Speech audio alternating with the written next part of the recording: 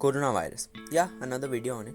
Look, I know that you are bored of seeing every third or fourth thumbnail of COVID on YouTube, but this is Science Mystery channel, and on this you will always get a unique and informative content.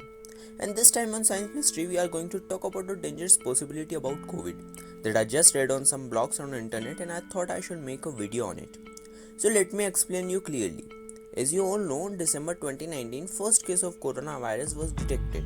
After that, it spread throughout the China, and time after time, entire world was under the control of COVID. All the countries were seeing after their scientists for any vaccines.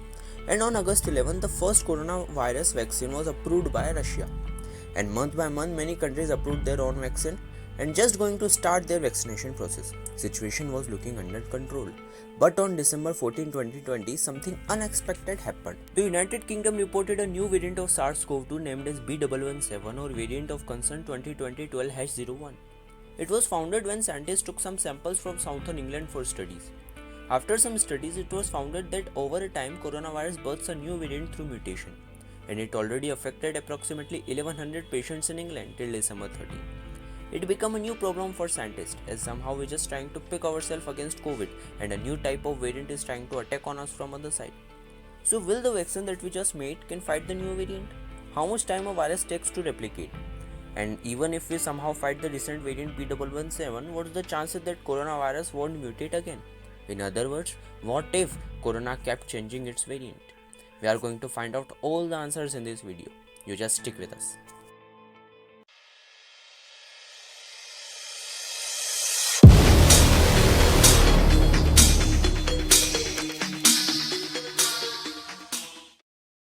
Let's firstly clear that what exactly is a variant of virus. So as to replicate and survive as long as possible, every virus have to perform viral replication. This process occurs within a host cell. In this process, virus firstly attach itself into the host cell, then it injects its viral contents into it. Capsid is removed when virus injects its contents into the cell. Capsid is a protein shell of a virus. Viral DNA or RNA incorporates itself into the host cell's genetic material and induces it to replicate the viral genome. DNA virus just incorporates themselves and replicate in a simple manner. But the RNA virus brings some twist and turn during its replication process. Means at the time of their replication, some error or mutation occurs. Mutation arises when the gene injected by the virus is either damaged or changed in such a way that alter the genetic message carried by the gene. And this error or mutation births a new variant of virus. So the question that arises is the vaccine that all the countries made, will it work on this variant too? So as to find out the answer, I just read interviews of some science experts. So they says this, we cannot just say without a perfect research, but from what we got till now is that if a virus attacks us and that was a variant of the same virus that was taken to make that vaccine, then there is a chance that vaccine might show some effect on it, but there is no 100% chance of it. Well, we all are hoping that our newly made vaccine also show its effects on the variants as in the air and also on forthcomes. But if just opposite as we thought, the vaccine that we discovered failed to show its effect on the variant as they have some different genome sequence, really it can bring some scary results. First, destruction. The new variant of coronavirus has been found to be 50 to 75% more transmissible than the original COVID-19.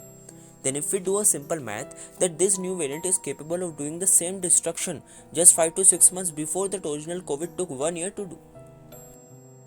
Second major effect is death number. In media, they are continuously saying that the new variant is more transmissible but less dangerous. But we can figure out that more patients mean more medical staff will engage in their treatment. And if we go in flashback 2020, then we heard from many areas of the world that there were no spaces as well as medical staff left to check those huge number of patients.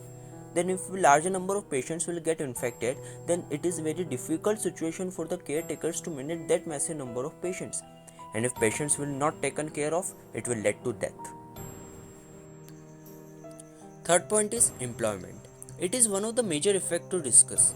Throughout the pandemic, many people either lost their jobs or their salary was cut off. And according to the recent update by the ILO, Indian Labour Organization, between April to June 2020, the world lost almost 400 million full-time jobs due to the pandemic. It is also confirmed by the World Bank unemployment data that the unemployment rate rose to 7.2% globally. It is really big matter of discussion. And according to some statistician, if second pandemic hit the world, then the unemployment rate can get a sharp rise of 2.5 to 3% globally. Means 10% of the global population will be unemployed.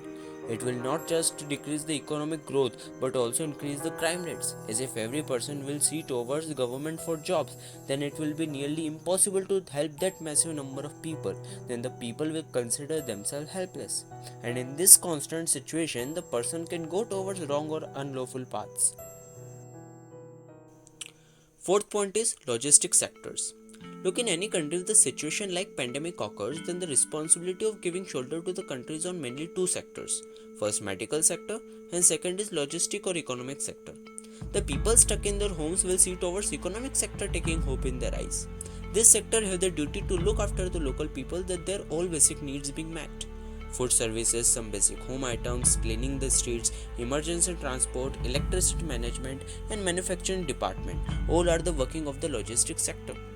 During the pandemic, many logistics sectors around the world got appreciation for their work, but many of the countries face some problems because of their weak management or economic sector. And if the pandemic occurs the second time, there is no matter to discuss that many countries will face some horrible period as their sector will be stalled. Fifth and last point is tourism sector. As we talked earlier, the people working as an employee or the people working for their salary get affected by the pandemic.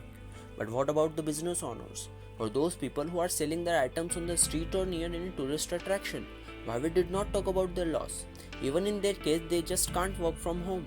It was very difficult time for them and they also faced many difficulties to manage their homes. So this sector influenced in a different manner, and it all happens because of the less traveling by the people. And even after the pandemic, I don't think that this sector will back up itself in the same pace as other sector. For example, I will ask to you, how many of you will buy a ticket and plan a tour? I know you will not, as even after the pandemic, many of us will have fear inside our head of the virus. And even if we are not, then we also have to bring our life back to the track. So considering this all facts, we can imagine the pain that tourism sector will going to feel. Well, that's it. We all hope that it doesn't happen. Comment me which point I missed out. And if you like the video, then don't forget to hit subscribe and like button. Catch you later.